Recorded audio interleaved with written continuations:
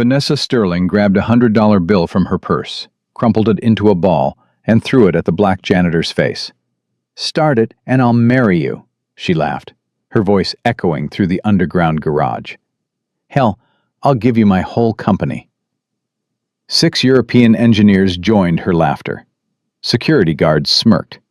The janitor's 8-year-old daughter clutched her father's hand, tears forming in her eyes.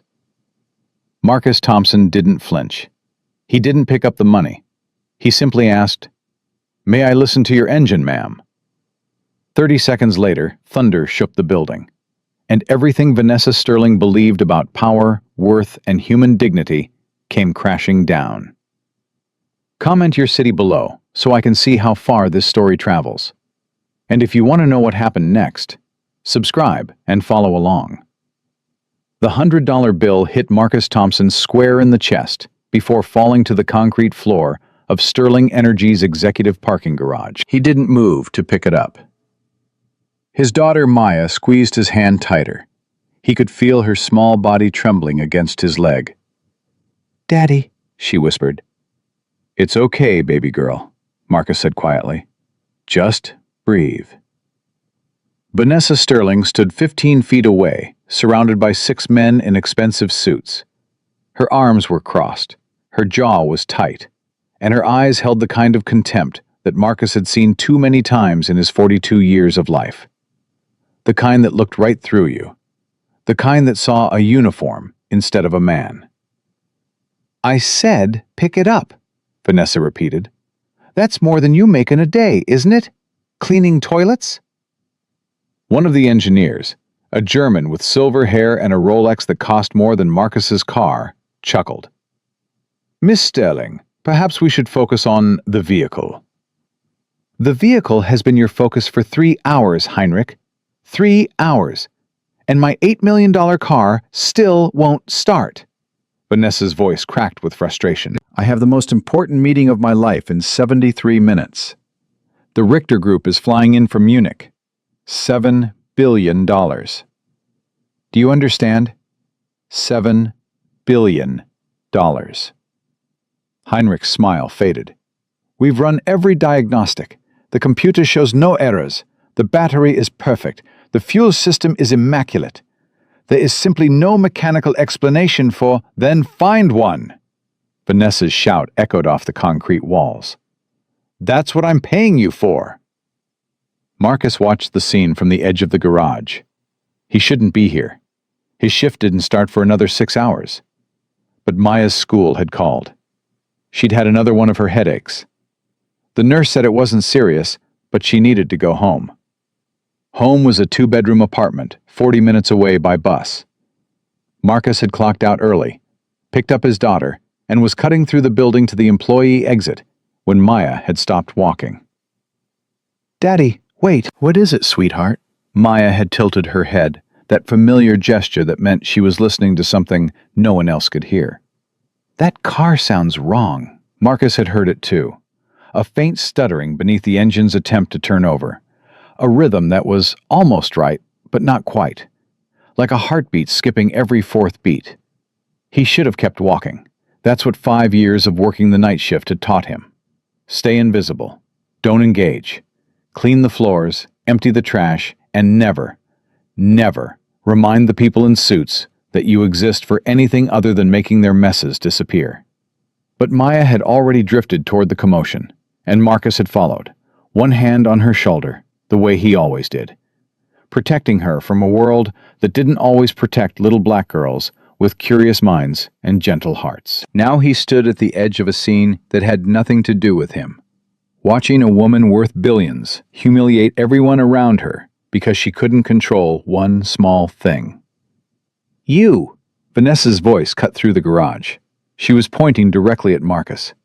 "Janitor, what are you looking at?" "Nothing, ma'am." "Then why are you still standing there?" "My daughter wanted to see the car, ma'am. We were just leaving." Vanessa's eyes dropped to Maya.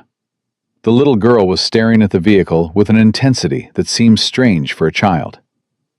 "What's wrong with her?" Vanessa asked. "Why is she looking at it like that?" "She likes machines, ma'am." "She likes machines," Vanessa laughed, but there was no humor in it. That's adorable.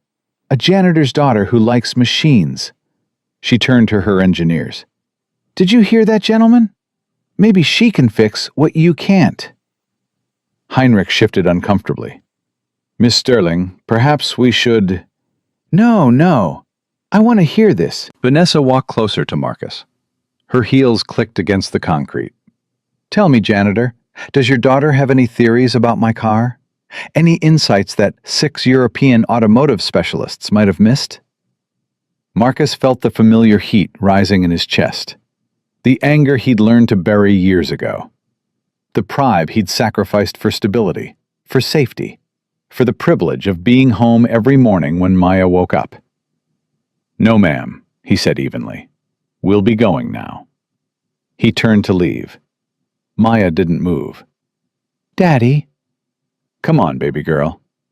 But Daddy, I can hear it. The car. It's trying to tell them something, but they're not listening. Vanessa's eyebrows rose. Excuse me? Maya looked up at the billionaire without fear. Your car is sad. It wants to run, but something is holding it back.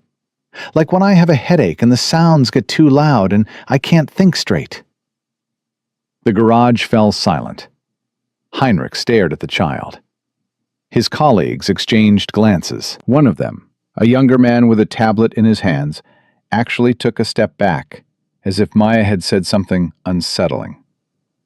Vanessa's expression shifted. The mockery faded, replaced by something harder to read. Curiosity, maybe. Or suspicion. Your daughter is unusual, she said to Marcus. She's 8. 8-year-olds don't talk like that. My daughter does. Vanessa studied him for a long moment.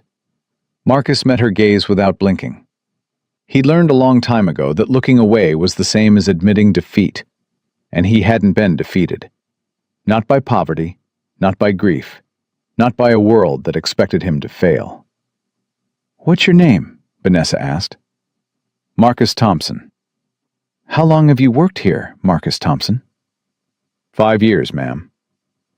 5 years. She said it like it was a disease. 5 years cleaning floors and emptying trash cans. And in all that time, did you ever learn anything about cars? Or is mopping the only skill on your resume? The engineers laughed. Not all of them.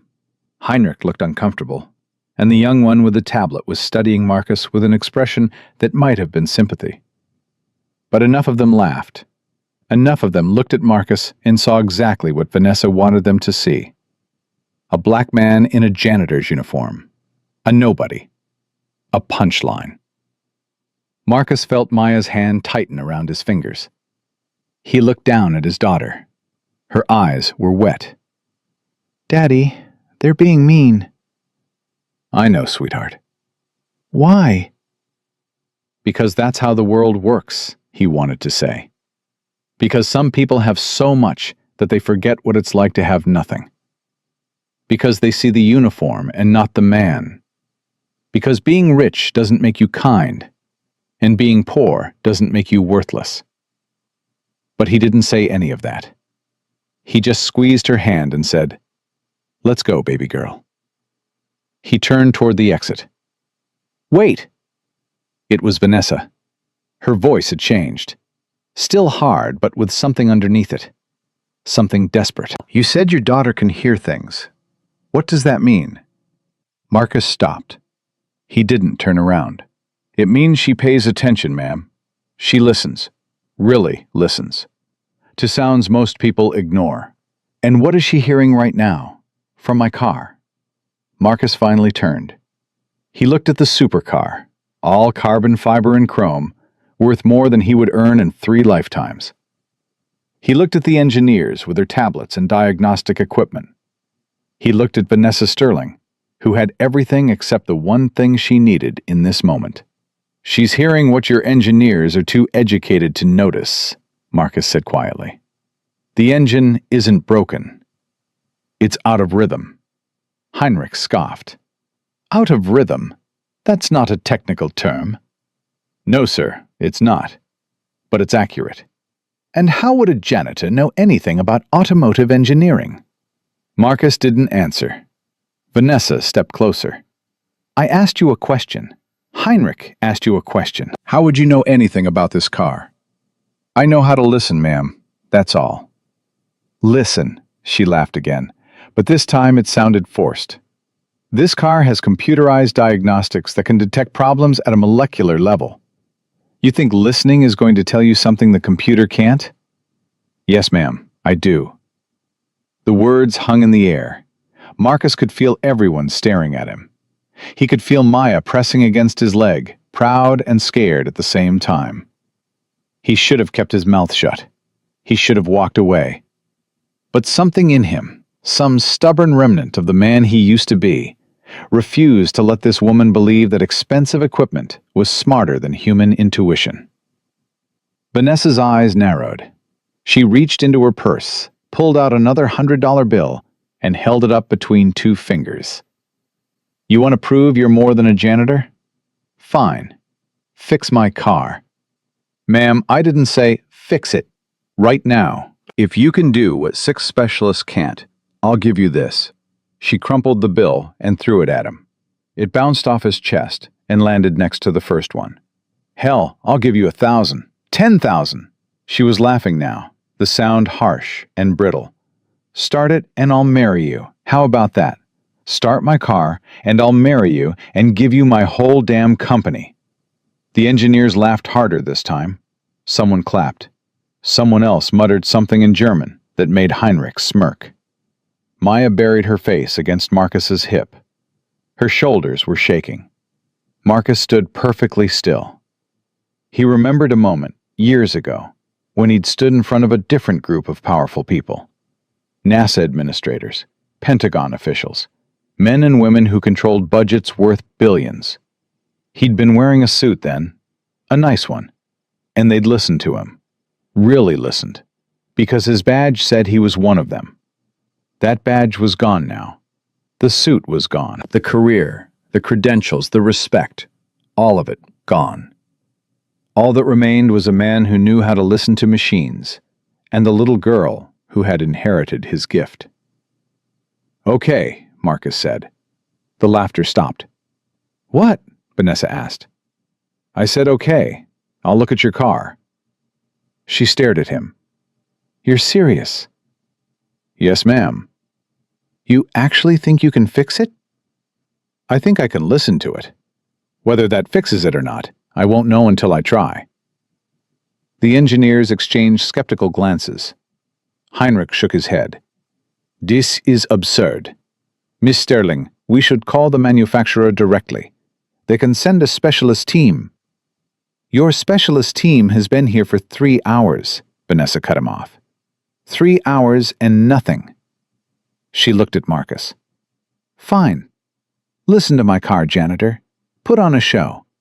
At least it'll be entertaining while I wait for the grown-ups to figure this out. Marcus didn't react to the insult. He'd absorbed worse. Instead, he knelt down next to Maya and took both her hands in his. Baby girl, I need you to listen with me. Can you do that? Maya wiped her eyes. Yes, Daddy. Close your eyes. Find the sound. Tell me what you hear. They moved toward the car together. The engineers stepped back, some of them smirking, others watching with reluctant curiosity. Marcus stopped about 5 feet from the vehicle. He closed his eyes. Maya did the same. The garage was suddenly very quiet. Marcus breathed slowly, in through the nose, out through the mouth. He let the ambient noise fall away, the hum of the ventilation system, the distant rumble of traffic above, the shuffling of expensive shoes on concrete. He focused on the car. Even at rest, machines had a presence, a vibration, a kind of electrical heartbeat that most people never noticed because they were too busy looking at screens and readouts. Marcus had learned to notice when he was 9 years old, working in his grandfather's repair shop in Detroit. Every engine tells a story, his grandfather used to say. You just have to be patient enough to hear it. Marcus had been patient ever since. Daddy, Maya whispered. I hear it. Tell me. It's like a skip. Like when you play a record and there's a scratch.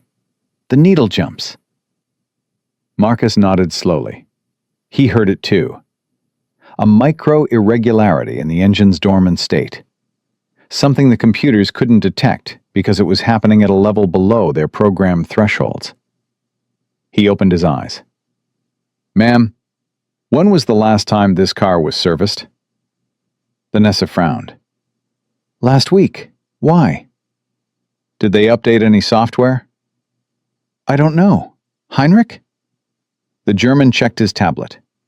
Yes, the engine management system received a firmware update. Standard procedure. And did they make any physical adjustments to the timing system? Heinrich scrolled through the service records. A minor calibration to the timing belt tensioner. 0.02 millimeters. Well within normal parameters. There's your problem, Marcus said. Everyone stared at him. That's impossible, Heinrich said. 0.02 millimeters is negligible. It couldn't possibly affect. This isn't a standard engine, Marcus cut him off. It's hand-built. The tolerances are tighter than factory specs.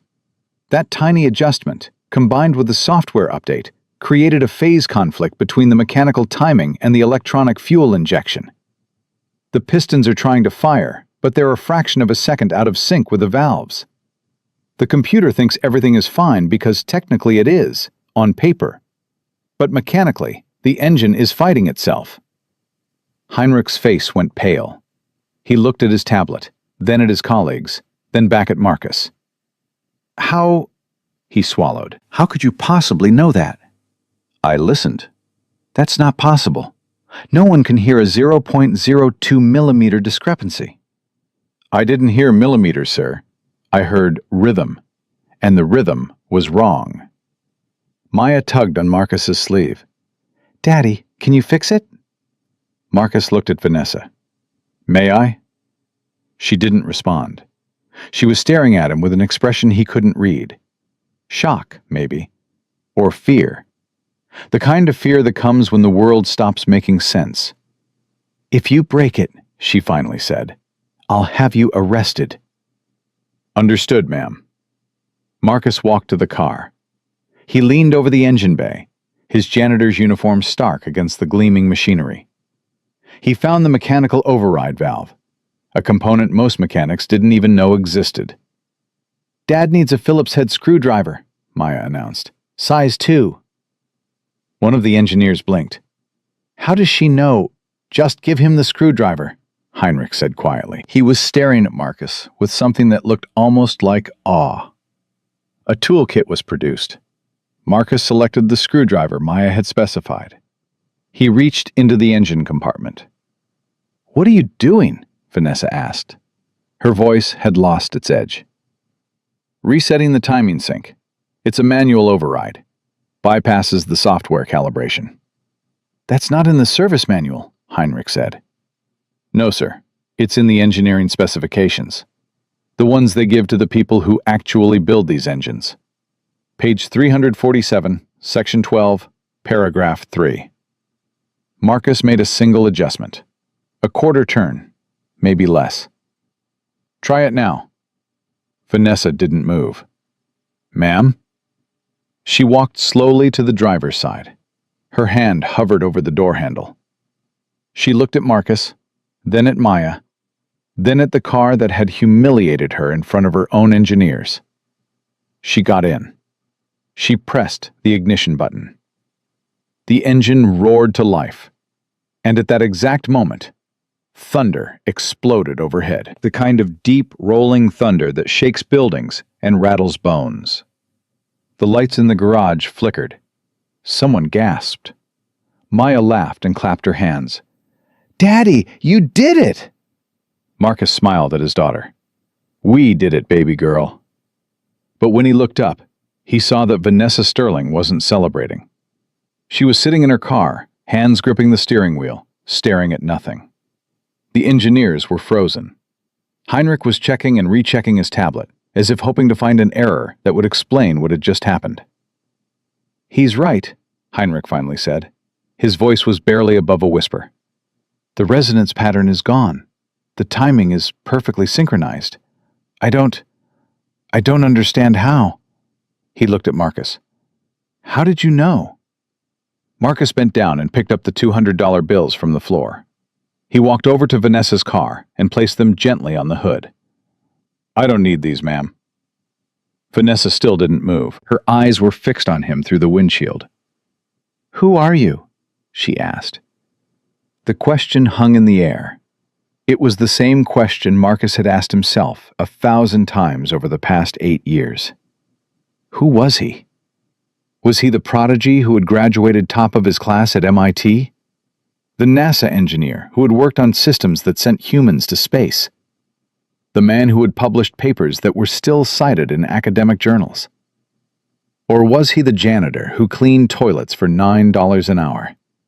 The single father who rode the bus because he couldn't afford car repairs? The invisible man who walked through life being looked past, looked down on, looked through? Who was he? He looked at Maya. She smiled up at him, her headache apparently forgotten, her eyes bright with pride. He was her father. That was the only answer that mattered. I'm Marcus Thompson, ma'am.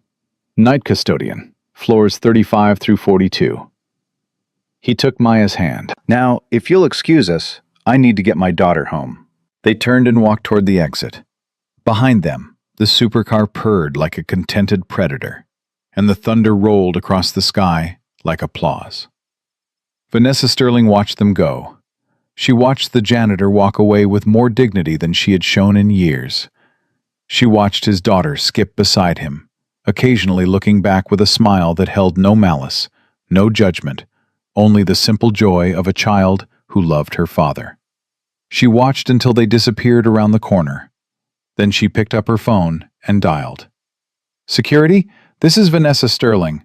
I need a full background check on one of our custodial staff. Name is Marcus Thompson, night shift. She paused. Yes, I know that's unusual. I don't care. I want everything. Education, work history, everything. Another pause. How soon can you have it? I need it before end of business today. She ended the call and looked at the $100 bills still sitting on her hood. For the first time in years, Vanessa Sterling felt something she didn't recognize. It took her a moment to identify it. Shame. The thunder rumbled again, softer now, as if the storm was moving away. Or maybe it was just waiting. The background check arrived at 4:47 p.m., 13 minutes before Vanessa's meeting with the Richter Group was scheduled to end. She didn't read it immediately. The Germans were demanding her attention, their lawyers parsing every clause of the $7 billion merger agreement, their executives asking questions that required careful, measured responses. But the file sat on her tablet like a splinter under her skin. She could feel it there, waiting. Marcus Thompson, night custodian.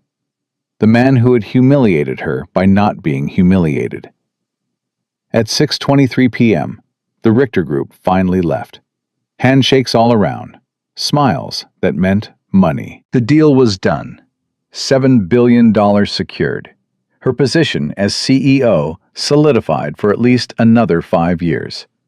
She should have been celebrating. Instead, she sat alone in her office on the 42nd floor, watching the city lights flicker on below, and opened the file. The first page made her sit up straighter. The second page made her pour a drink. By the third page, her hands were shaking. Marcus Elijah Thompson, born Detroit, Michigan, father deceased, mother deceased. Raised by maternal grandfather, owner of Thompson Auto Repair, a small shop that had served the Brightmoor neighborhood for 40 years.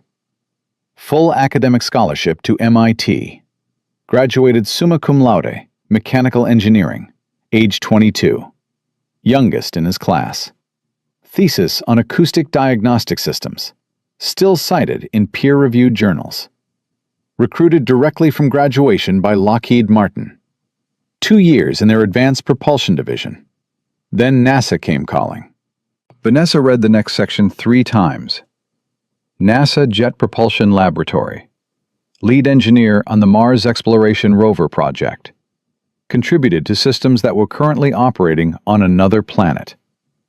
Published papers on spacecraft acoustic monitoring that had become industry standard.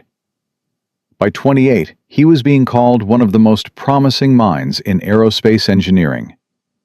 Job offers from SpaceX, Boeing, Blue Origin. Salary negotiations that started at $400,000. Then everything stopped. Vanessa scrolled to the next section. Personal history. Married at 25 to Elena Reyes Thompson. 1 daughter, Maya Elena Thompson. A photograph was attached. Marcus in a tuxedo. Younger, lighter somehow. His bride was beautiful. Dark hair, warm eyes, a smile that seemed to glow. They looked happy. They looked like people who believed the world was good. The next document was a police report. 8 years ago, a drunk driver ran a red light on the I-10 in Houston. Elena Thompson's car was hit on the driver's side at 60 miles per hour. She died at the scene. Their daughter Maya, 18 months old, was in the back seat. She survived with minor injuries. Marcus had been in California when it happened, working on a critical mission component. He'd received the call at 3:47 a.m. Vanessa closed her eyes.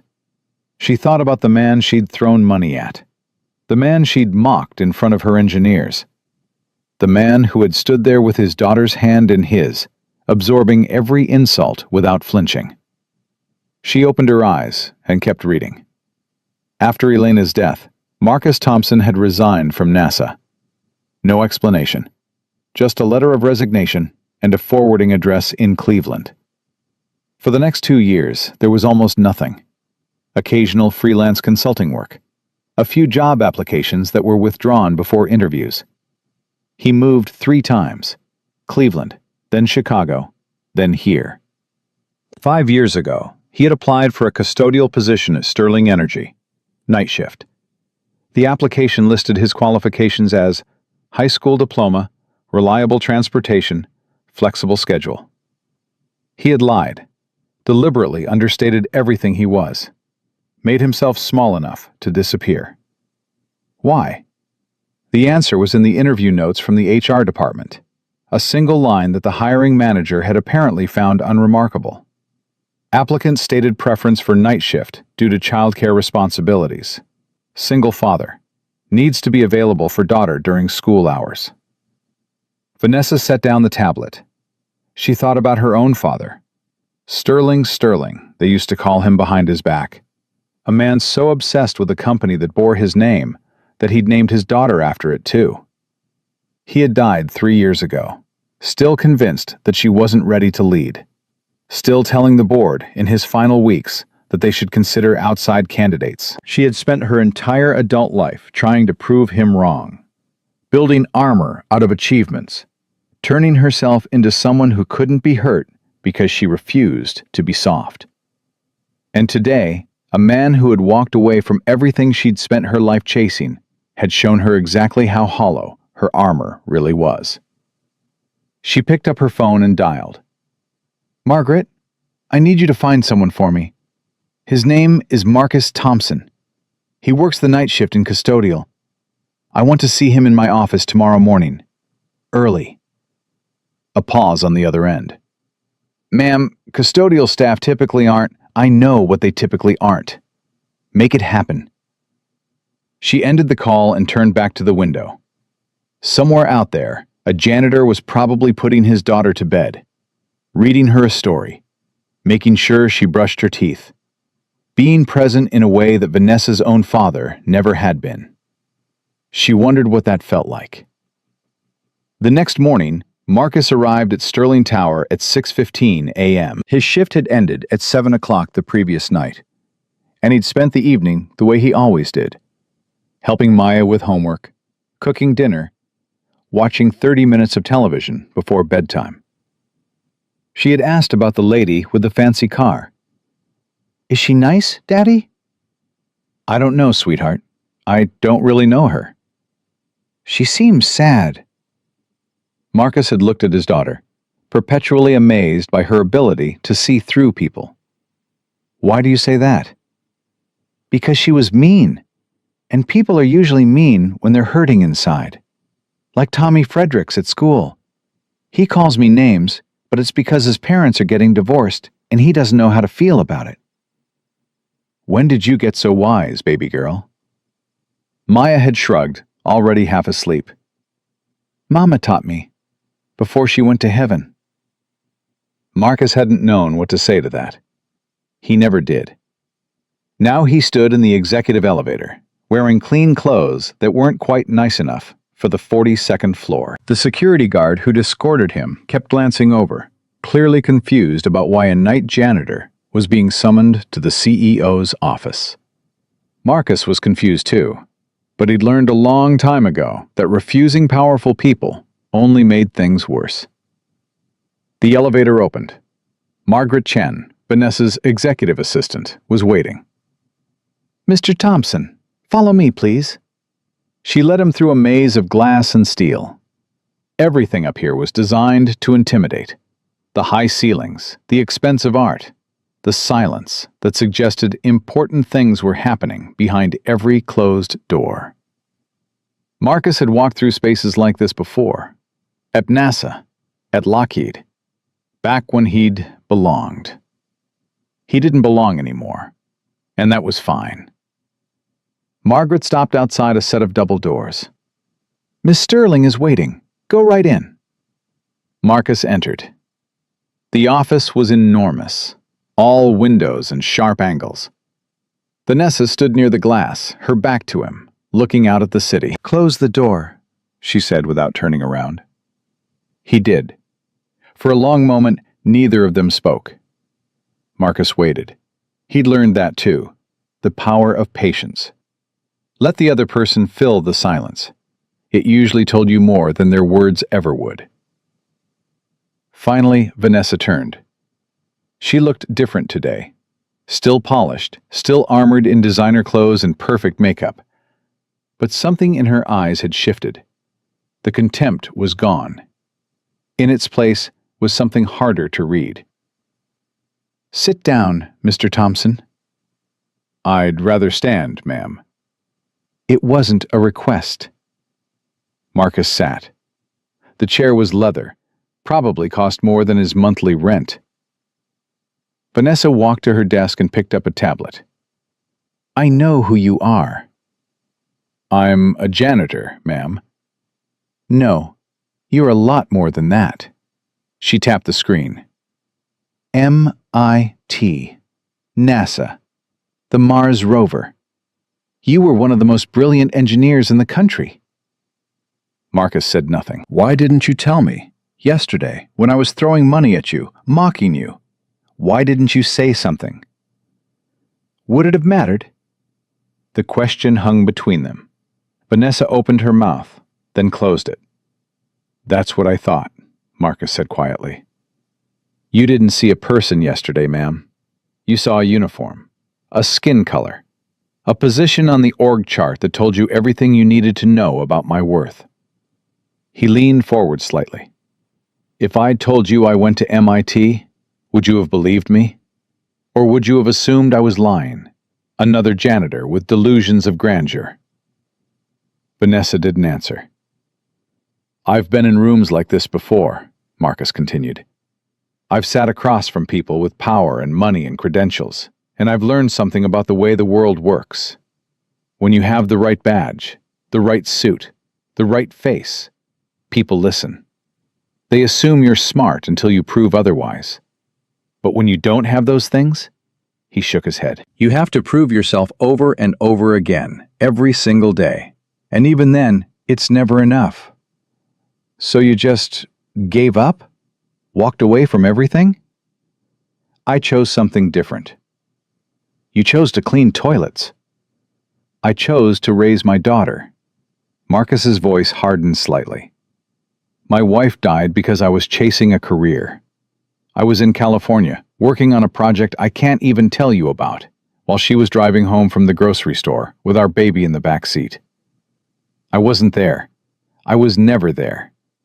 And then she was gone, and I had to look at my little girl and decide what kind of father I was going to be. Vanessa was silent.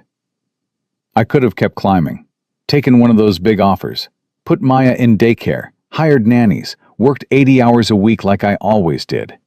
Marcus shook his head. But I'd already lost my wife. I wasn't going to lose my daughter, too. So I found a job that let me be home when she wakes up. That let me make her breakfast and walk her to school and help her with homework. A job where nobody expects anything from me except clean floors. That's not a life. That's hiding. Maybe, but at least I'm hiding in the right place. He met her eyes. Can you say the same? The question landed harder than Vanessa expected. She felt something crack in her chest, some carefully maintained wall developing a fissure she hadn't anticipated. Why did you help me yesterday? She asked. After the way I treated you. Why didn't you just walk away? Marcus was quiet for a moment. Because my daughter asked me to. Your daughter? Maya heard your engine struggling. She wanted to help. She doesn't understand why adults are cruel to each other. She just knows when something is broken and wants to fix it. He smiled slightly. She gets that from her mother. Vanessa looked down at the tablet in her hands, the file on Marcus Thompson. All those accomplishments, all that potential, reduced to a 40-page document that couldn't begin to capture who he really was. I want to offer you a job, she said. A real job. Senior technical consultant. You'd work with our engineering teams. Full benefits. Salary of $250,000 to start. Stock options, the whole package. No thank you, ma'am. You didn't even think about it. I don't need to. I've had that life. I know what it costs. It doesn't have to cost anything. We can arrange flexible hours. You'd still have time for your daughter. That's what they always say. Marcus stood up. With respect, ma'am, I've heard this pitch before. Flexible hours that become mandatory overtime. Family-friendly policies that disappear when there's a deadline. I appreciate the offer, but my answer is no. Vanessa felt a flash of frustration. Why? Why would you choose to stay invisible when you could be... Be what? Important? Respected? Marcus shook his head. I was important once. I was respected. And none of it mattered when my wife died. None of it helped my daughter sleep through the night. None of it made me a better father. He walked toward the door. I have what I need, Miss Sterling. I wish you could say the same. Wait. He stopped, hand on the doorknob. Vanessa struggled to find words.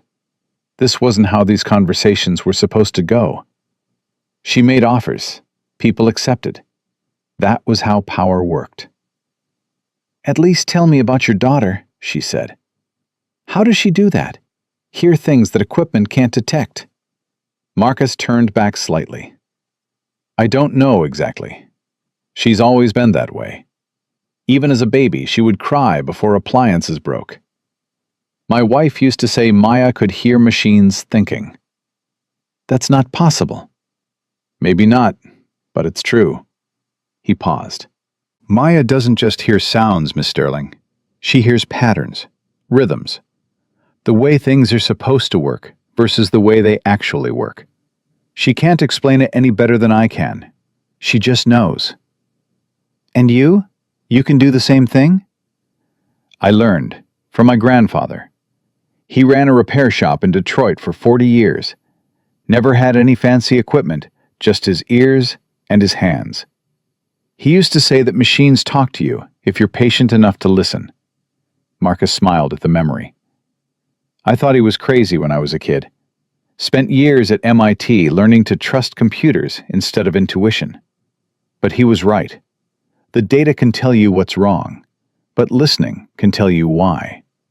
Vanessa thought about her own company, the billions of dollars in equipment, the teams of engineers with advanced degrees. the faith they all put in numbers and readouts and diagnostic systems. And the man standing in front of her, who had solved in 30 seconds what all of that technology couldn't. "I'm not going to stop asking," she said, "about the job. And I'm not going to stop saying no." "Then what would you say yes to?" Marcus considered the question.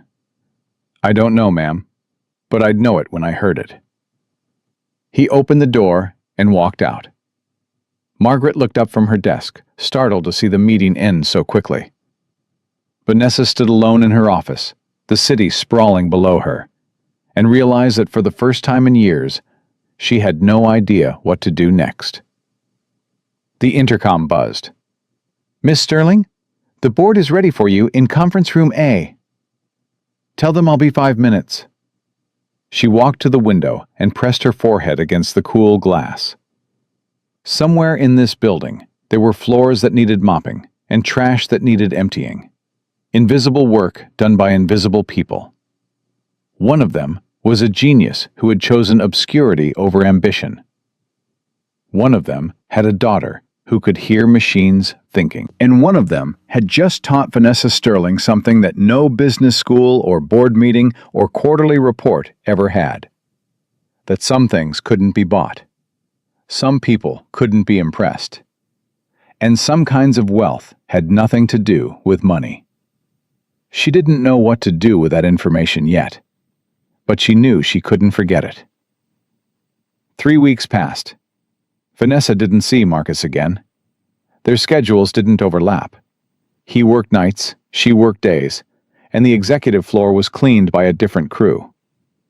But she thought about him constantly, about what he'd said, about what he'd chosen, about the way he'd looked at her with something that wasn't quite pity and wasn't quite judgment.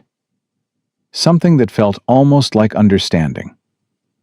She started taking different routes through the building, staying later some nights, arriving earlier some mornings, telling herself it was about work, about dedication, about proving that she deserved her position. But she knew the truth.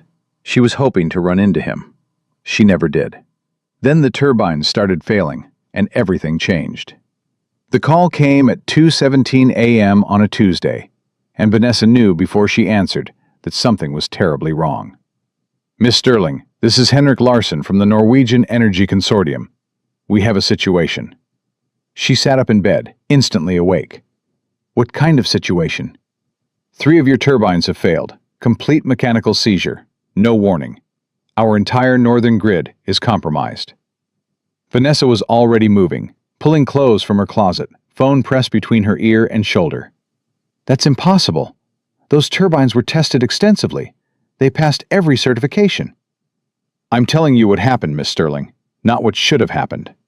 Larsson's voice was cold. "You have 72 hours to explain this, or we're canceling the entire contract. All 30 units. $2 billion. The line went dead. Vanessa stood in her bedroom, half-dressed, her heart pounding so hard she could hear it in her ears. $2 billion. 2 years of work. The flagship project that was supposed to cement Sterling Energy's position as the world leader in offshore wind technology. She called Richard Hayes, her chief operating officer. He answered on the 4th ring, voice thick with sleep. "Richard, we have a problem." By 6 a.m., the executive conference room looked like a war zone. Engineers hunched over laptops. Technical documents covered every surface. 3 different video feeds showed the failed turbines in Norway, their massive blades frozen against the gray Arctic sky. Hayes stood at the head of the table, coordinating the response. He was 53, silver-haired, and had been with Sterling Energy since Vanessa's father ran the company. Some people said he should have been CEO.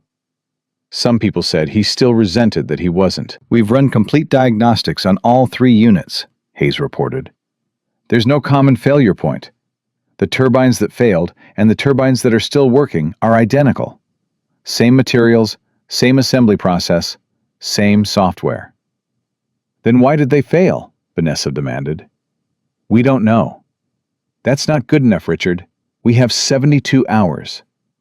I understand the timeline, Vanessa, but I can't manufacture an answer that doesn't exist.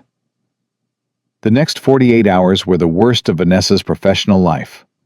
Her engineers worked around the clock, replacing components, running simulations, checking every calculation. The Norwegian consortium called every 6 hours, each conversation more hostile than the last. Other clients started hearing rumors. Contracts worth hundreds of millions were suddenly under review. The board demanded an emergency meeting. Shareholders who had praised her leadership 3 weeks ago now whispered about replacing her. She barely slept. When she did, she dreamed about her father. His voice, cold and disappointed. I told them you weren't ready. By Thursday morning, they were no closer to an answer. 2 more turbines had failed overnight. That made 5 out of 30. The Norwegians had stopped calling. Their lawyers were calling instead. Vanessa sat in the conference room at 2 a.m., surrounded by exhausted engineers, staring at computer models that refused to make sense. There has to be something we're missing, she said. Some variable we haven't considered. Heinrich, the same German engineer who had failed to fix her car a month ago, shook his head. We've considered everything, every possible mechanical cause, every software glitch, every environmental factor. The failures don't follow any pattern. Then we're looking at this wrong.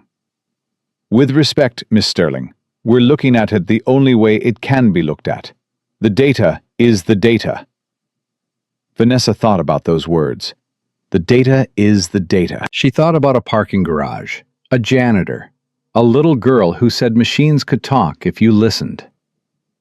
Everyone take a break, she said abruptly. Get some coffee. Clear your heads. I need to make a call. The engineers filed out, grateful for the reprieve. Hayes lingered at the door. Who are you calling at 2 a.m? Someone who might see what we're missing. Another consultant?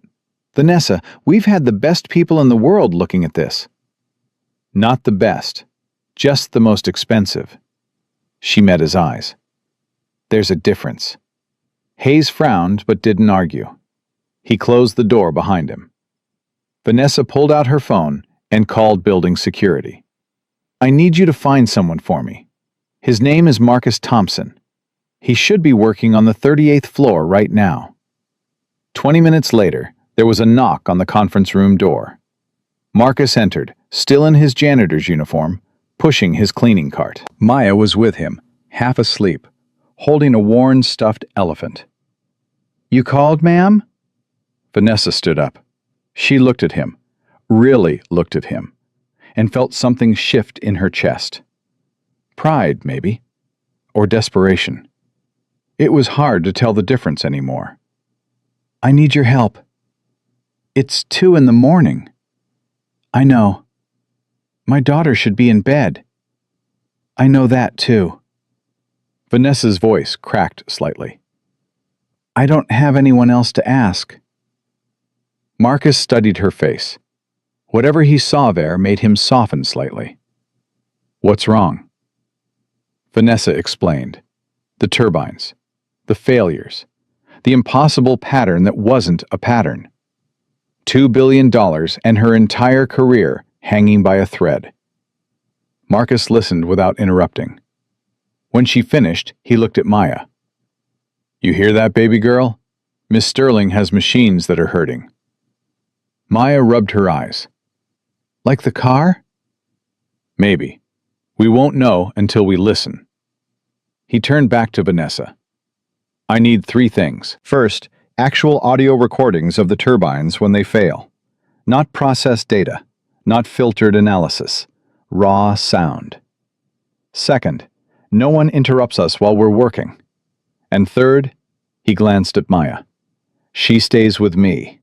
If I'm doing this, she's part of it. Done. All of it. They set up in an empty office down the hall. Vanessa had the audio files transferred within minutes. Hours of recordings from sensors embedded in each turbine. Marcus and Maya sat side by side, headphones on, eyes closed. Father and daughter, breathing in sync, listening to the sound of machines failing on the other side of the world. Vanessa watched through the glass wall, unable to look away. The engineers had returned from their break. They stood behind her, whispering to each other, clearly skeptical. "Is that the janitor?" someone asked. "Yes," Vanessa said. "And we're betting the company on him? We're out of other options." 40 minutes passed. An hour. The engineers drifted away one by one, going back to their laptops, their diagnostics, their data that couldn't explain what was happening. Then Maya took off her headphones and tugged her father's sleeve. "Daddy, I hear something." Marcus removed his headphones. "Tell me." "The ocean. The turbines that break. They have a different ocean underneath them." Marcus went very still. "Different how?" "Like..." Maya struggled to find words. "Like when you put your ear on the bathtub and the water is swirling? The broken ones have swirly water. The good ones don't." Marcus stood up abruptly. He walked out of the office, past Vanessa, straight to the conference table, covered with technical documents. "I need bathymetric maps of all 30 turbine locations," he said. "Underwater topography, current patterns." Heinrich looked up from his laptop. "Why would that matter? The turbines are designed to handle variable ocean conditions." "Just get me the maps." It took another 20 minutes to pull the data. Marcus spread the maps across the table, comparing the 5 failed sites to the 25 working ones. "There," he pointed to the failed sites. "All 5 of them are positioned above underwater geological formations, ridges, trenches, unusual bottom contours. They're creating localized current patterns that are different from the surrounding area." "So what?" Hayes had returned to the room, arms crossed. "The turbines are rated for much higher current stress than those locations would produce." "The currents aren't the problem," Marcus said. "They're creating micro-vibrations, very specific frequencies that are almost identical to the turbine's natural resonance." Heinrich went pale. "If that's true, the resonance would amplify over time. The turbines wouldn't just experience normal stress, they'd experience cumulative harmonic stress. It would build until the system triggers an automatic shutdown to prevent catastrophic failure," Marcus finished. "The turbines aren't breaking. They're protecting themselves." The room was silent. Hayes stepped forward. "Even if that's correct, how would the turbines know to shut down? The stress levels you're describing would still be within normal parameters on any standard diagnostic."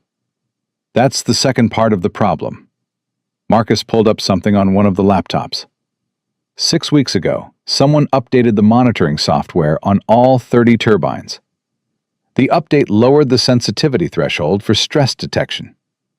"That update was tested extensively," Hayes said quickly. "It was approved by our entire engineering team." "Tested on what baseline?" Hayes hesitated. "Standard ocean conditions," Marcus continued. "Flat bottom, regular current patterns.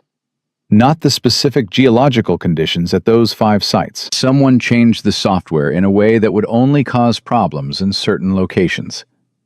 He looked directly at Hayes. Someone who knew exactly where those locations were. The temperature in the room seemed to drop 10 degrees. Vanessa felt ice forming in her stomach. "Marcus, what exactly are you saying?" "I'm saying this isn't a design flaw. It's not a manufacturing defect. It's not bad luck or environmental factors." Marcus met her eyes. "Someone sabotaged your turbines, and they did it in a way that would look like a random technical failure." Hayes laughed, but it sounded forced. "That's absurd. Who would possibly?" "Someone who had access to the software update process. Someone who knew the installation sites. Someone who might benefit from Sterling Energy losing this contract." Marcus turned to face Hayes fully. "Someone like the chief operating officer, for instance." Hayes's face went red. "How dare you? I've worked for this company for 23 years. I built half the systems you're talking about, which is exactly why you'd know how to break them. Vanessa, are you going to let this janitor accuse me of corporate sabotage?" Vanessa didn't answer. She was staring at Hayes with an expression Marcus couldn't quite read. "Richard?" she said slowly. "Who approved the software update?" "The engineering team, like I said." "Who specifically signed off on it?" Hayes's jaw tightened. "I did. But that doesn't mean—" "And who selected the installation sites for the Norwegian project?" "That was a collaborative decision. The entire planning committee." "Who chaired the planning committee, Richard?" Silence. Vanessa stood up. Her hands were trembling, but her voice was steady. "I want the security logs for the software update. Every access point, every modification, every timestamp. I want them now." "Vanessa, this is ridiculous. You're taking the word of a janitor over—" "I'm taking the word of someone who fixed my car in 30 seconds after your engineers couldn't figure it out in 3 hours. Someone who just identified a sabotage pattern that none of our expensive consultants could see." Her voice rose. "And I'm looking at a man who's been with this company for 23 years, who thought he should be CEO, who's been undercutting me since the day I took over. That's not fair." "Fair?" Vanessa laughed bitterly. "You want to talk about fair? I've spent 10 years trying to earn my place here. 10 years of people like you waiting for me to fail. And now I find out that one of you might have been actively working to make it happen?" Hayes's expression shifted. Something flickered behind his eyes, just for a moment, that looked almost like satisfaction. "You can't prove any of this," he said quietly. "Then you won't mind if we look at those security logs?" For a long moment, nobody moved. The engineers watched in stunned silence. Marcus stood apart, one hand on Maya's shoulder, waiting. Then Hayes smiled. It was a small smile, cold and unpleasant. "You know what, Vanessa? Go ahead. Look at the logs. You won't find anything." He gathered his things. "But while you're chasing conspiracy theories, the Norwegians are going to cancel their contract. The board is going to fire you, and this company is going to finally get the leadership it deserves." He walked out. The door slammed behind him. Vanessa sat down heavily. Her hands were shaking badly now. "Miss Sterling?" Heinrich's voice was hesitant. "Do you want me to pull those security logs?" "Yes, and lock down Hayes's accounts. All of them. Nothing in or out until I know what's going on." Heinrich nodded and got to work. Marcus walked over to Vanessa. Maya was falling asleep against his leg, the stuffed elephant dangling from her hand. "You okay?" he asked quietly. "No." Vanessa looked up at him. "Is he right? About the logs? Will we find anything?" "I don't know. But people who are innocent don't usually smile when they're accused of sabotage." "I trusted him. For 5 years I trusted him. He was my father's right hand. He knew everything about this company." "Which made him very dangerous when he decided to become your enemy." Vanessa put her face in her hands. For a moment, Marcus thought she might cry. But when she looked up, her eyes were dry, hard. "What do I do now?" "You fix the turbines. You prove what happened. And you show everyone who was willing to watch you fail that they underestimated you." Marcus paused. "That's what I would do, anyway." "How do I fix the turbines? Even if you're right about the resonance issue, the software modification—" "Reverse the update. Restore the original sensitivity thresholds, and add a filter to distinguish between external vibration sources and internal stress signals. That way, the system won't mistake ocean geology for mechanical failure." Heinrich looked up from his laptop. That's a relatively simple fix. We could implement it remotely, update all 30 units within hours." "Do it," Vanessa said. "What about the failed turbines? Can they be restarted?" "Once the software is corrected, yes. The shutdowns were protective, not destructive. The turbines themselves aren't damaged." For the first time in days, Vanessa felt something that might have been hope. "Do it," she repeated. "Right now. Get everyone on it. I want those turbines operational before sunrise in Norway." The room exploded into activity. Engineers who had been half asleep minutes ago were suddenly energized, typing commands, making calls, coordinating with the Norwegian team. Marcus picked up Maya, who had finally fallen completely asleep. Her head rested on his shoulder, and she mumbled something about elephants and swirly water. He started toward the door. "Marcus." He turned. Vanessa was standing, looking at him with an expression he couldn't decipher. "Thank you." "Don't thank me yet. You still have to prove Hayes did this. And he's had 23 years to cover his tracks." "I'll find the proof." "I know you will." Marcus shifted Maya's weight slightly. "For what it's worth, I think your father was wrong about you." Vanessa blinked. "How do you know what my father thought about me?" "I read his last interview.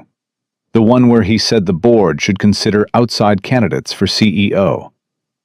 Marcus shook his head. "A man who can't see his daughter's strength doesn't deserve her loyalty, even in death." He walked out before Vanessa could respond. She stood alone in the conference room, surrounded by the chaos of engineers trying to save her company, and thought about fathers. About the ones who believed in you, and the ones who didn't. About the ways we spend our lives trying to prove ourselves to people who never deserved that power in the first place. Somewhere in the building, a janitor was carrying his sleeping daughter home. A man who had walked away from everything Vanessa had spent her life chasing, because he understood something she was only beginning to learn. That some things mattered more than winning. That some kinds of strength looked like weakness. And that the people who truly saw you were the ones who stayed when everything fell apart. The sun rose over Norway 6 hours later. 25 turbines spun smoothly, their software updated, their sensors recalibrated. The 5 that had failed came back online one by one, their blades turning against the Arctic wind as if nothing had ever gone wrong. Henrik Larsson called at 8 a.m. Sterling time. "Miss Sterling, I don't know what you did, but it's working. All 30 units are operational." "We identified the problem, Mr. Larsson, and we've implemented a permanent solution." "The contract?" Vanessa smiled for the first time in days. "I believe we have some renegotiating to do. Sterling Energy would like to discuss an expansion. 50 additional units, same design, different locations, and a 10-year maintenance agreement." There was a long pause. "I'll have my team draw up the preliminary terms." "I look forward to it." She ended the call and looked out at the Manhattan skyline, golden in the morning light. Richard Hayes was arrested 3 days later. The security logs hadn't shown anything obvious, but Marcus's suspicion had given investigators a direction to look. They found encrypted communications between Hayes and a competitor. They found offshore accounts with payments that couldn't be explained. They found a trail of small sabotages going back years, all designed to undermine Vanessa's leadership while positioning Hayes as the stable alternative. The board met and apologized. Shareholders sent congratulatory messages. The press wrote stories about the brilliant young CEO who had uncovered corporate sabotage and saved a $2 billion contract. Nobody mentioned the janitor who had actually solved the problem. Nobody except Vanessa, who sat in her empty office that night and wrote a letter she would never send. "Dear Marcus, you were right about everything. About Hayes, about the turbines, about my father, about me. I've spent my whole life trying to prove I belonged, trying to be strong enough, smart enough, tough enough. I turned myself into someone who couldn't be hurt because I refused to be soft. And then you showed me what real strength looks like. It looks like choosing love over ambition. It looks like walking away from power to be present for the people who matter. It looks like a man in a janitor's uniform who knows more about dignity than anyone I've ever met in a boardroom. I don't know how to be that kind of strong yet, but I want to learn. Thank you for saving my company. Thank you for saving me from Richard. But most of all, thank you for showing me that I've been asking the wrong questions my entire life. I thought the question was, how do I prove I'm worthy? You showed me the real question is, what is actually worth proving? I don't have an answer yet, but for the first time, I'm asking. She folded the letter and put it in her desk drawer. Then she picked up her phone and dialed. Mr. Thompson? This is Vanessa Sterling. I know it's late, and I know I've asked too much of you already. But I was wondering if you and Maya might be free for dinner this weekend. I'd like to thank you properly. There was a long pause. Then, Maya has a rule about dinner. She says grace, and you have to really mean it when you say amen. Vanessa smiled. I think I can handle that. Then we'd be honored, Miss Sterling. Vanessa, she corrected. Call me Vanessa. The dinner happened on a Saturday evening, 6 days after the turbines came back online, and 3 days after Richard Hayes was escorted out of Sterling Tower in handcuffs. Vanessa had suggested a restaurant. Marcus had counter-offered with his apartment.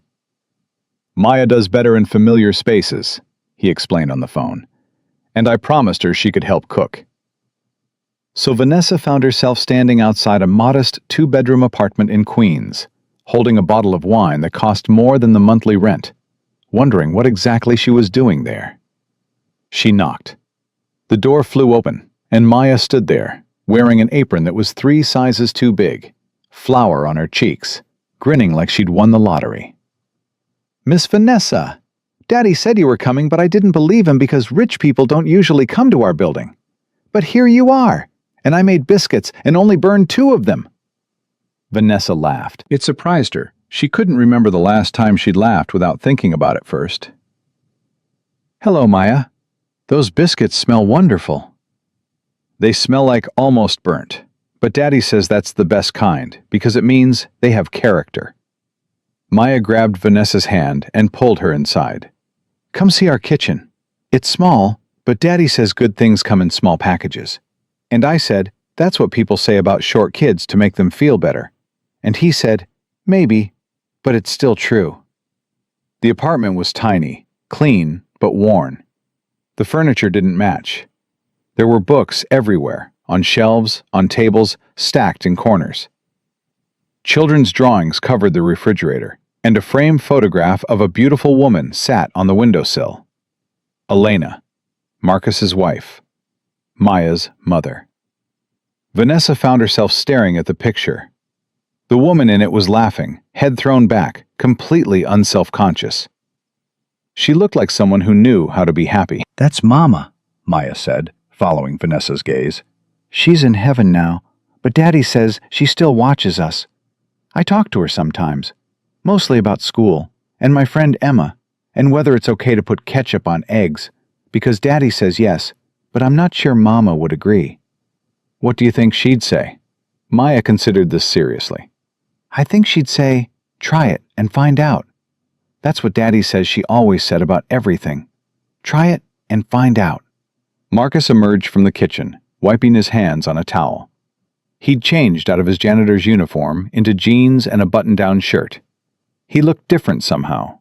More relaxed. More himself. Sorry about the welcoming committee, he said. She's been excited all day. Don't apologize. She's wonderful. She's a handful, but yes, she's wonderful. He gestured toward the small dining table. Dinner's almost ready. Hope you like chicken. I like anything I don't have to cook myself. They sat down to eat. Maya insisted on saying grace, and true to Marcus's warning, she watched Vanessa carefully when it came time to say amen. You meant it, Maya declared afterward. I can tell when people mean it and when they're just saying words. You meant it. I did, Vanessa said, and realized it was true. The chicken was simple but good. The biscuits were indeed almost burnt, which somehow made them better. Maya dominated the conversation, talking about school, her friend Emma, her theory that pigeons were actually government spies, and her detailed plan to become an astronaut veterinarian. That's not a real job, Vanessa said. Not yet, Maya replied. But someone has to take care of animals in space. What if we send dogs to Mars and they get sick? They need a doctor. She has a point, Marcus said. She has many points. Most of them don't make sense, but she has them. Maya giggled.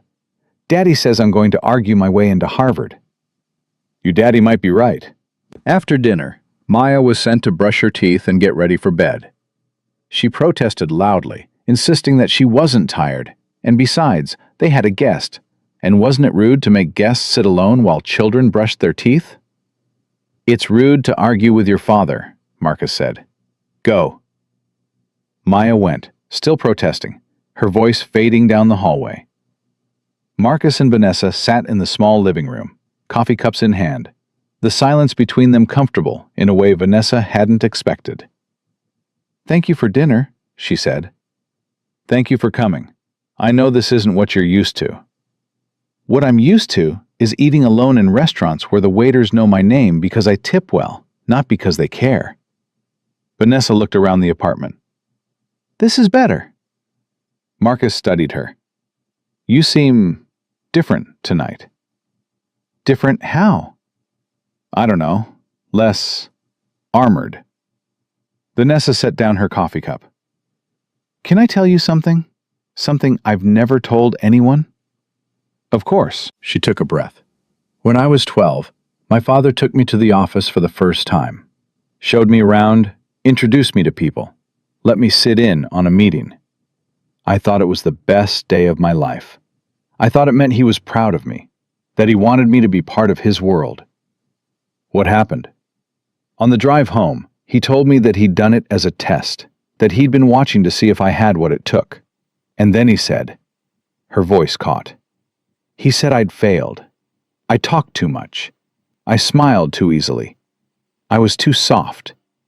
He said softness was a luxury that leaders couldn't afford. Marcus was silent.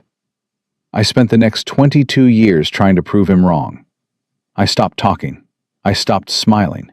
I made myself hard enough to survive in his world. Vanessa's eyes were bright with unshed tears. And then he died, still thinking I wasn't good enough, still telling the board to find someone else. I inherited his company, but I never inherited his approval. Vanessa, the day you fixed my car, I was terrified. Not about the meeting, about being seen as weak, being seen as someone who needed help. I threw money at you because I was ashamed that I couldn't control one small thing, and terrified that everyone would finally see what my father always saw. And what's that? That I'm not strong enough, that I'm just pretending. A tear escaped down her cheek. That all this armor is hiding someone who doesn't know who she is without it. Marcus leaned forward. Can I tell you what I see? I'm afraid to ask. I see someone who built a wall so high she forgot there was a person behind it. I see someone who's been fighting so hard to prove herself that she forgot to ask what she was fighting for. He paused. And I see someone who's starting to tear that wall down, which takes more courage than building it ever did. Vanessa wiped her eyes. My therapist charges $400 an hour, and she's never said anything that useful. Marcus smiled. I'm cheaper, but I don't take insurance. She laughed, but it turned into something else. Something between a laugh and a sob. She put her face in her hands and cried, really cried, for the first time in years. Marcus didn't try to fix it, didn't offer platitudes or advice. He just sat with her, present and patient, while she let go of something she'd been carrying for far too long. When she finally looked up, her makeup was ruined and her eyes were swollen. She felt emptied out, but also, strangely, lighter. I'm sorry, she said. I didn't mean to. Don't apologize for being human. I'm not very good at being human. Nobody is. We're all just pretending until we figure it out. Maya appeared in the doorway, wearing pajamas covered in cartoon rockets. She looked at Vanessa's tear-streaked face and immediately crossed the room. You're sad, she said. It wasn't a question. A little bit, But I'm okay. Maya climbed onto the couch and wrapped her small arms around Vanessa's neck. The gesture was so unexpected, so purely kind, that Vanessa felt fresh tears threatening. When I'm sad, Daddy holds me until the sad goes away, Maya said. It doesn't make the sad disappear, but it makes it smaller. Like putting it in a box so it doesn't take up the whole room. Vanessa hugged her back. That's very wise, Maya. I know. Daddy says I'm wise beyond my ears. Years, Marcus corrected. Wise beyond your years. That's what I said. She pulled back and looked at Vanessa seriously. Miss Vanessa, can I ask you something? Anything. Do you have a mama? The question hit Vanessa somewhere deep. She died when I was 19. Cancer. I'm sorry. That's hard. Maya tilted her head. Do you talk to her? Like I talk to my mama? No, I didn't think about it that way. You should try it. Sometimes they answer. Not with words, but with feelings. Like when I'm scared and I think about Mama, and suddenly I'm not scared anymore. Maya nodded decisively. Maybe your mama is trying to talk to you, but you're not listening. Vanessa looked at Marcus. He shrugged slightly, as if to say, I told you she was something special. Maybe you're right, Vanessa said to Maya. Maybe I should try listening. Listening is important. Daddy says it's the most important thing. More important than talking. More important than being smart. Maya yawned suddenly. I'm tired now. Will you come back? I want to show you my rock collection. I would love to see your rock collection.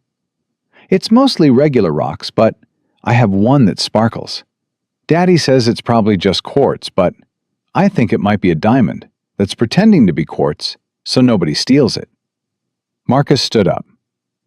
Okay, astronaut veterinarian. Time for bed. Say goodnight to Miss Vanessa. Good night, Miss Vanessa. I'm glad you came. You're nice when you're not throwing money at people. Maya! Marcus looked mortified. But Vanessa laughed. She's right. I'm much nicer when I'm not doing that. Good night, Maya. Thank you for the biscuits. And the hug. And the advice about listening.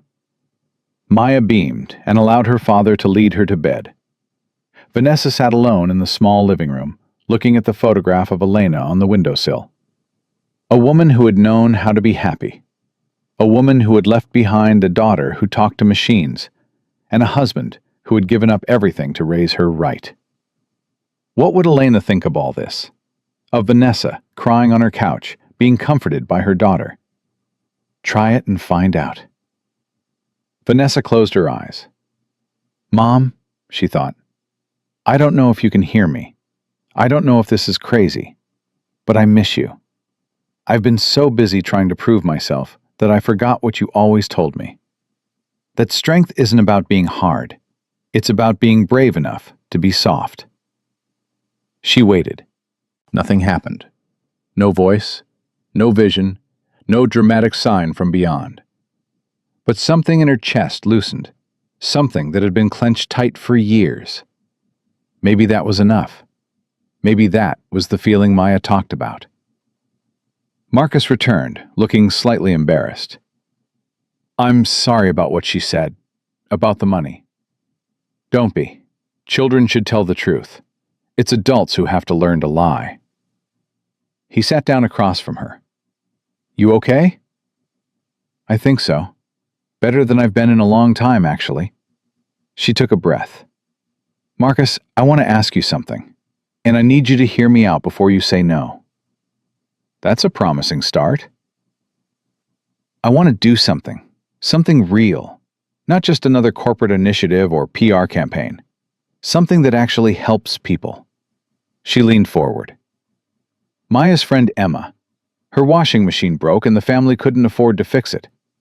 Maya invented a device to predict when appliances would fail. Remember? You told me about it. I remember. I want to build it, fund it, create a foundation that distributes diagnostic devices to low-income families for free. Help people fix things before they break. so they don't have to choose between a repair bill and groceries. Marcus was quiet for a long moment. You want to name it after Maya? I want to name it after Elena. His breath caught. What? The Elena Thompson Foundation, in honor of a woman who believed in trying things to find out. A woman who raised a daughter who can hear machines think, and a husband who chose love over ambition. Vanessa's voice was steady. I can't bring her back. I can't fix what happened. But I can make sure her name means something, that people remember her for something beautiful. Marcus's eyes were wet. He turned away, toward the window, toward the photograph of his wife. You don't have to answer now, Vanessa said. I know it's a lot. I know we barely know each other, but I wanted you to know that this isn't charity and it isn't guilt. It's because your daughter showed me what real genius looks like. And your wife's memory deserves to live on in something more than grief. For a long time, Marcus didn't speak. Vanessa wondered if she had overstepped, if she had taken something sacred and turned it into a business proposal. Then he turned back to her, and she saw that he was smiling through his tears. Elena would have loved this, he said quietly. She was always trying to fix things. Broken appliances, broken people, broken systems. She used to say that the world wasn't unfair by accident. It was unfair because people with power chose not to care. Then let's choose to care. He nodded slowly. Okay. Okay? Okay, I'll help you build it. But I have conditions. Name them. First, Maya is involved, really involved. Not as a mascot, but as a consultant. She has ideas, good ones. People should listen to them. Done. Second, I keep my night job. I'm not becoming an executive. I'm not wearing suits. I'm a janitor who occasionally helps with impossible problems. That's who I am. Done. Third, he hesitated, I want to take things slow. Whatever this is, the foundation, the work, whatever is happening between us, I need it to be real. Not a headline, not a story. Real. Vanessa understood what he was asking, and she understood why. I'm not looking for a headline, Marcus. I'm looking for something I've never had. Something I don't even have a name for yet. She stood up. But I'm willing to take the time to find out what it is. If you are. He stood too. They faced each other in the small living room. Two people from different worlds who had somehow ended up in the same place. I'll walk you out, he said. At the door, Vanessa paused. Marcus? Yes? That day in the parking garage, when I threw money at you, when I said I'd marry you if you started my car. She shook her head. I've never been more ashamed of anything in my life. I know. How can you even look at me after what I did? Marcus considered the question. Because people aren't defined by their worst moments. They're defined by what they do after them. He opened the door. Good night, Vanessa. Drive safe. She walked to her car in a daze. The night air was cool, and somewhere in the distance she could hear traffic and sirens and all the sounds of a city that never slept. But underneath all of that, if she listened carefully, she could hear something else. Something like hope. Something like a beginning. The Elena Thompson Foundation was announced 3 weeks later. The press covered it extensively. The billionaire CEO and the janitor genius partnering to help low-income families maintain their appliances. Some headlines were skeptical. Some were sarcastic. But most were surprisingly positive. Maya was featured in the launch video, explaining her invention in her own words, complete with hand gestures and a digression about space dogs that somehow made perfect sense in context. The machines want to tell us when they're sick, she said to the camera. We just have to learn how to listen. Like with people. When someone is sad, you can see it if you pay attention. Machines are the same. They have feelings too. Not like people feelings, but machine feelings. And if we listen to their feelings, we can help them before they break. The video went viral. 3 million views in the first week. Vanessa watched the numbers climb from her office, feeling something unfamiliar in her chest. Pride. Not in herself, in something she was part of that was bigger than herself. Her phone buzzed. A text from Marcus. Maya wants to know if you're coming to dinner on Saturday. She says she has new rocks to show you. Also, she's decided you need to learn how to make biscuits because, quote, rich people probably don't know how to do anything useful. Vanessa smiled and typed back, tell her I'll be there, and tell her she's probably right about the useful thing. A pause, then, she also wants to know if you've talked to your mom yet. Vanessa looked at the photograph she had started keeping on her desk. Her mother, young and healthy, before the cancer, before everything. Tell her yes, she typed. Tell her I'm learning to listen. 6 months passed like water through open fingers, quick and quiet and full of small changes that added up to something enormous.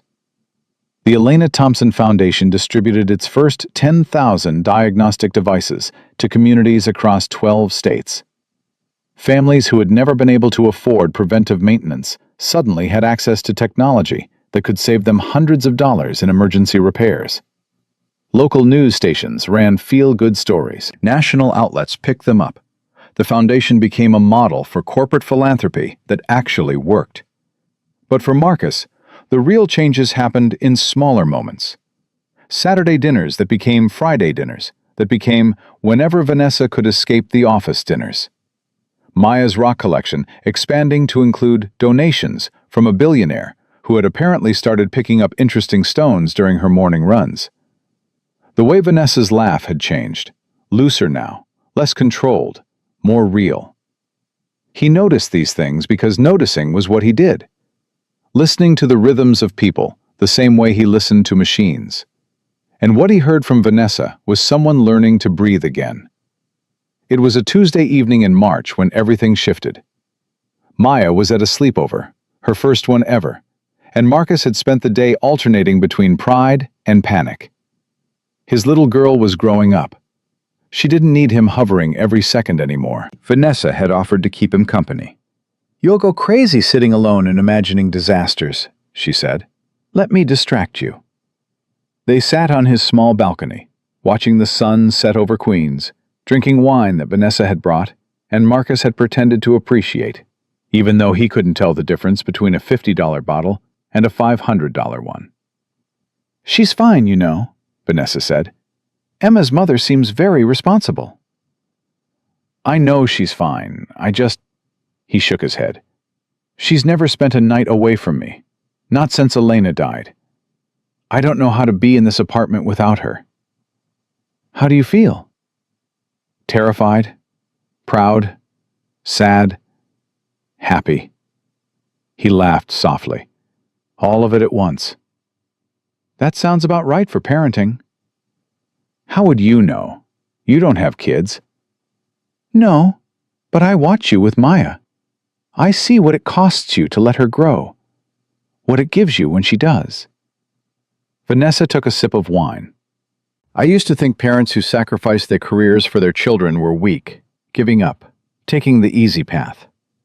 And now? Now I think they're the bravest people I know. Choosing love over ambition isn't giving up. It's the hardest choice there is. Marcus looked at her. The fading sunlight caught her face, softening the sharp edges she usually presented to the world. She looked younger somehow, more vulnerable. Vanessa, can I ask you something personal? After everything we've been through, I think we're past asking permission. Why aren't you married or dating? You're successful, beautiful, intelligent. You could have anyone. She was quiet for a long moment. I could have people who want Vanessa Sterling, CEO. People who want the money, the power, the connections. I've never met anyone who wanted just Vanessa. What about now? The question hung in the air between them. Marcus hadn't planned to ask it. The words had come out on their own, pulled by something he'd been feeling for months, but hadn't been ready to name. Vanessa turned to look at him. Her eyes were bright, unguarded in a way he'd rarely seen. "Now," she said slowly, "I think I might have found someone who sees both, the CEO and the person underneath. But I'm scared. Of what? Of ruining it. Of being too much or not enough. Of all the ways I've learned to push people away." She set down her wine glass. "I've never been good at this, Marcus. At being close to someone. At letting them in. Neither have I. Not since Elena." "Then what do we do?" Marcus reached out and took her hand. It was the first time he'd touched her like that. Intentionally. Tenderly. With something more than friendship behind it. "We try," he said. "And we find out." Vanessa's breath caught. "That sounds like something Elena would say." "It is. Maya told me she says it all the time. Try it, and find out." He squeezed her hand. "I think maybe it's time I took my daughter's advice." The kiss that followed was soft and tentative. Two people who had been alone for too long, remembering what it felt like to reach towards someone else. It wasn't fireworks or passion or any of the things romance novels promised. It was quieter than that. Deeper. It felt like coming home. When they finally pulled apart, Vanessa was crying. "I'm sorry," she said. "I don't know why Don't apologize. Remember?" She laughed through her tears. "For being human. I know." They sat together on the balcony until the stars came out, talking about everything and nothing, learning the shape of each other's silences. At some point, Vanessa fell asleep with her head on his shoulder, and Marcus stayed perfectly still, afraid to wake her, grateful for the weight of her trust. In the morning, Maya called from Emma's house. "Daddy, I had the best time!" "We stayed up until midnight and watched movies, and Emma's dog slept in our room, and I only got a little bit scared once, but then I remembered what Mama said about brave not meaning not scared, and I felt better. I'm so proud of you, baby girl. Is Miss Vanessa there?" Emma's mom said she saw on the news that Miss Vanessa gave a really good speech yesterday about the foundation, and I want to tell her congratulations. Marcus looked at Vanessa, who was standing in his kitchen, making coffee like she belonged there. "Yeah, sweetheart, she's here." "Good. Tell her I said her speech was very professional, but she should smile more, because smiling makes people trust you. I'll pass that along." He hung up and relayed Maya's message. Vanessa laughed, that new laugh, the real one, and shook her head. "Your daughter is going to run the world someday. God help us all." They had breakfast together. Eggs and toast and coffee that Vanessa made too strong, but Marcus drank anyway because she'd made it for him. They talked about the foundation, about Maya's sleepover, about 1,000 small things that felt enormous because they were sharing them. And when Vanessa finally had to leave for work, she paused at the door. "Marcus?" "Yeah?" "Last night, are we—" "I don't know what we are," he said honestly. "But I know I want to find out. If you do." She smiled. It reached her eyes in a way it never had before. "I do." The next 6 months were a study in contrasts. Private dinners and public galas. Quiet evenings in Marcus's apartment, and formal events where Vanessa introduced him as my partner in the foundation, and let people draw their own conclusions. Maya adapting to the new rhythm with the flexibility of childhood, accepting Vanessa's increasing presence as naturally as she accepted everything else. "Is Miss Vanessa going to be my new mom?" she asked one night, with the devastating directness only children possess. Marcus nearly choked on his dinner. "Why do you ask that?" "Because she looks at you the way Mama used to, like you're the best thing she ever found." "Maya, I'm not sad about it, Daddy. Mama would want you to be happy. She told me so." "She told you?" "In a feeling way, not a words way. I was thinking about her and asking if it was okay for me to like Miss Vanessa, and I got a warm feeling in my chest. That's Mama saying yes." Marcus didn't know what to say. His 8-year-old daughter had just given him permission to move forward in a way he hadn't realized he needed. "I love you, baby girl." "I love you too, Daddy. Can I have more mashed potatoes?"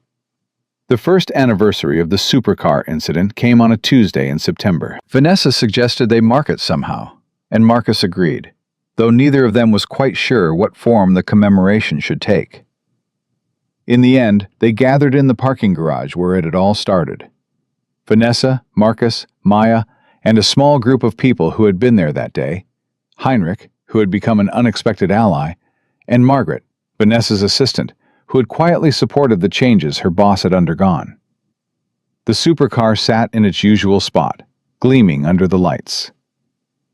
"1 year ago," Vanessa said, addressing the small group, "I stood in this garage and showed the worst version of myself. I was cruel. I was arrogant. I threw money at a man because I was too proud to admit I needed help." She looked at Marcus. "And then he showed me what real strength looks like. Not the kind that comes from power or money, the kind that comes from choosing to be present, from listening instead of talking, from walking away from everything the world says you should want because you found something better." Marcus shook his head. "I just fixed a car. You fixed more than that." Vanessa's voice was thick. "You fixed me." Maya tugged on her father's sleeve. "Daddy, can I say something?" "Of course, sweetheart." Maya stepped forward, her small face serious. "Last year, Miss Vanessa was really mean to my daddy. I was sad and scared, and I wanted to go home. But Daddy says that people aren't defined by their worst moments. They're defined by what they do after. And Miss Vanessa did a lot of good things after. She built the foundation, and she helped lots of families, and she makes my daddy smile in a way he didn't used to smile." She looked at Vanessa. "So I forgive you for being mean. And I think Mama forgives you too. Because you're not that person anymore. You're better now." Vanessa knelt down so she was at Maya's eye level. Tears were streaming down her face. "Thank you, Maya. That means more to me than you'll ever know." Maya nodded solemnly. "You're welcome.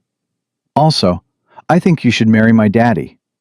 You're already basically a family anyway, and I want to be a flower girl because Emma got to be one at her cousin's wedding, and she said it was the best day of her life."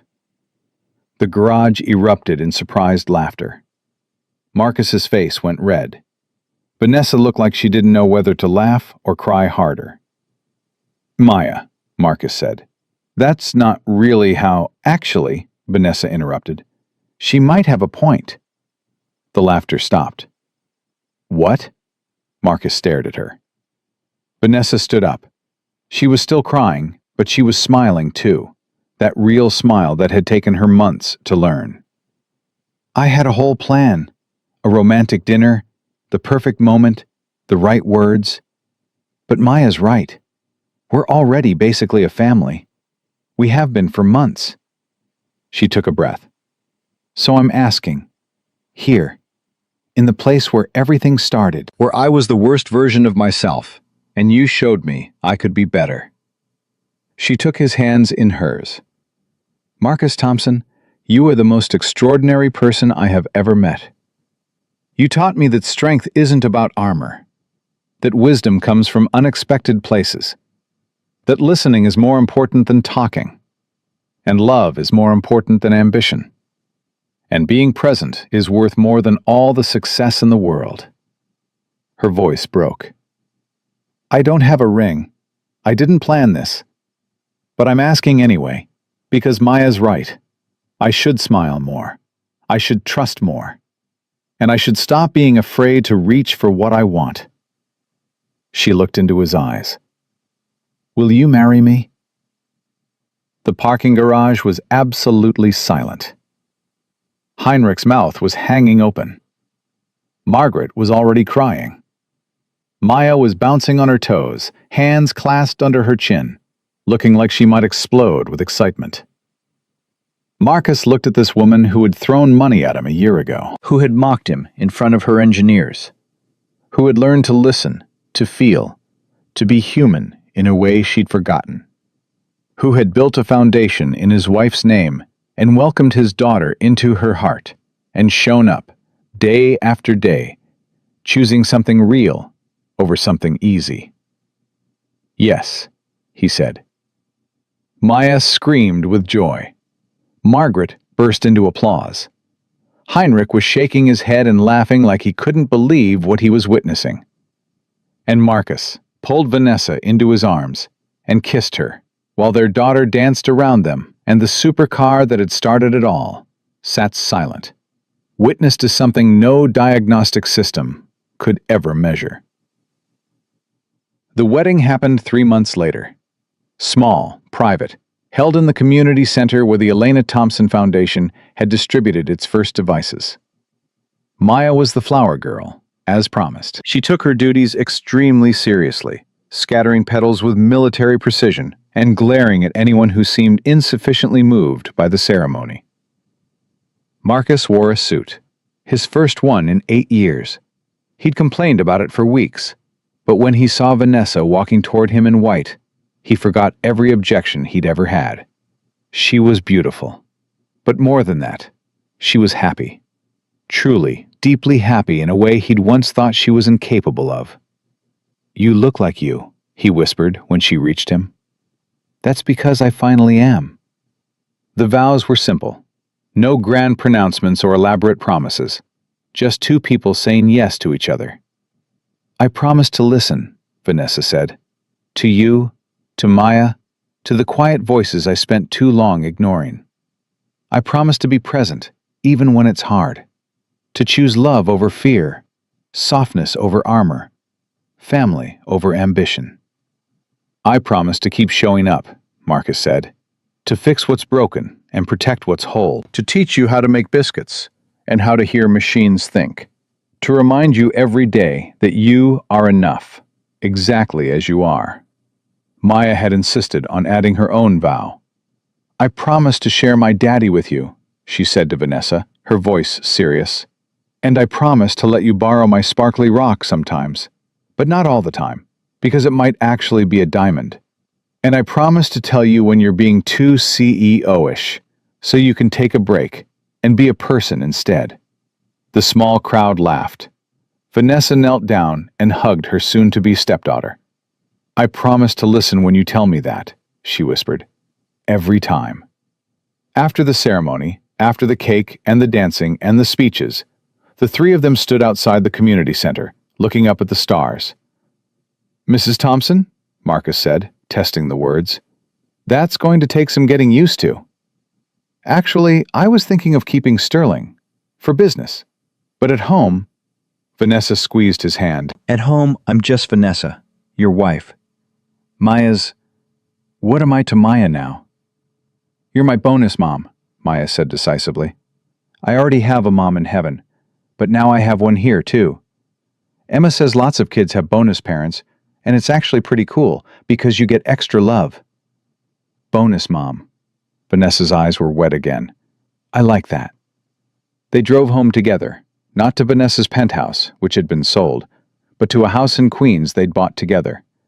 Bigger than Marcus's old apartment, but smaller than anything Vanessa had ever lived in. A house with a yard for Maya to explore, and a garage where Marcus could build things, and a kitchen where they could make almost burnt biscuits together. A house that felt like home. Maya fell asleep in the car, exhausted from flower girl duties and the emotion of the day. Marcus carried her inside and tucked her into bed while Vanessa watched from the doorway. "She's amazing," Vanessa said softly. "I don't know how you raised someone so wise and kind and fearless." "I didn't do it alone. Elena was there for the first 18 months. And then..." He looked at the photograph on Maya's nightstand, the same one that used to sit in his old apartment.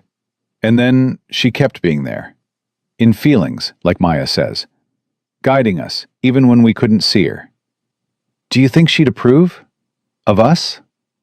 Marcus thought about his wife, her laugh, her warmth, her absolute conviction that the world could be better if people just tried harder. Her last words to him, spoken from a hospital bed after the accident. "Take care of our girl. And take care of yourself. Don't forget to live, Marcus. Promise me." He'd spent years breaking that promise. Years merely surviving instead of living.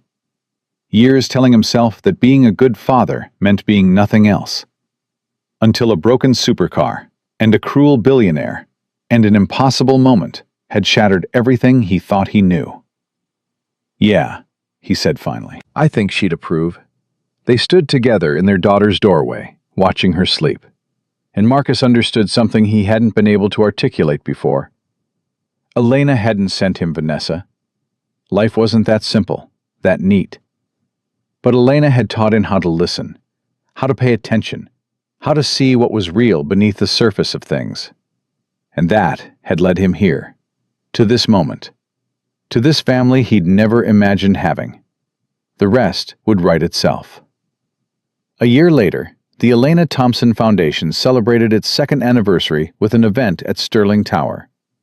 300 guests, media coverage, speeches from community leaders whose lives had been changed by the diagnostic devices.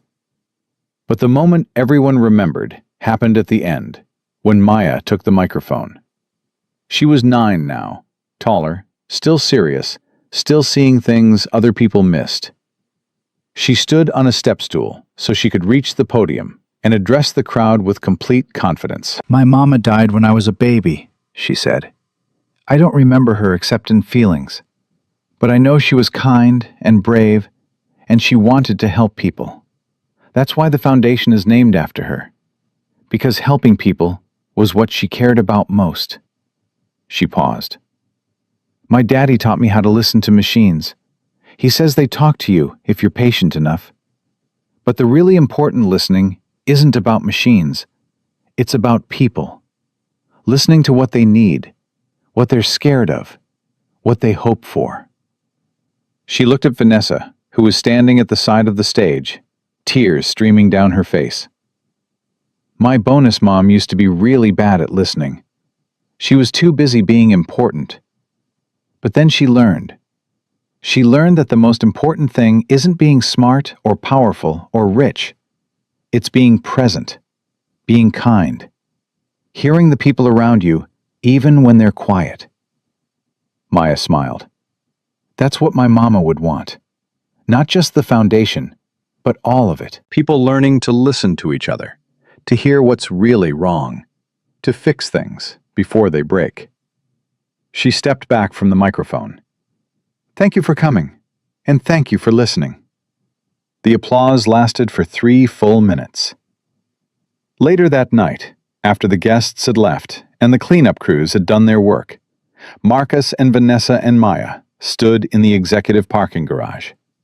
The supercar was still there. Vanessa hadn't driven it in months, but she couldn't bring herself to sell it. "This is where it started," she said. "No." Marcus shook his head. "This is where one thing ended and something else began. There's a difference." "What ended?" "The version of you that needed armor. The version of me that thought staying invisible was the same as staying safe." He put one arm around Vanessa and the other around Maya. "We both had to break before we could become something better." Maya leaned into her father's side. "Like machines, sometimes they have to stop before they can start again." "Exactly like that, baby girl." Vanessa looked at the car, then at her husband, then at the daughter who had become hers in every way that mattered. "I used to think this car was my most valuable possession," she said. "It represented everything I'd achieved, everything I'd sacrificed to become.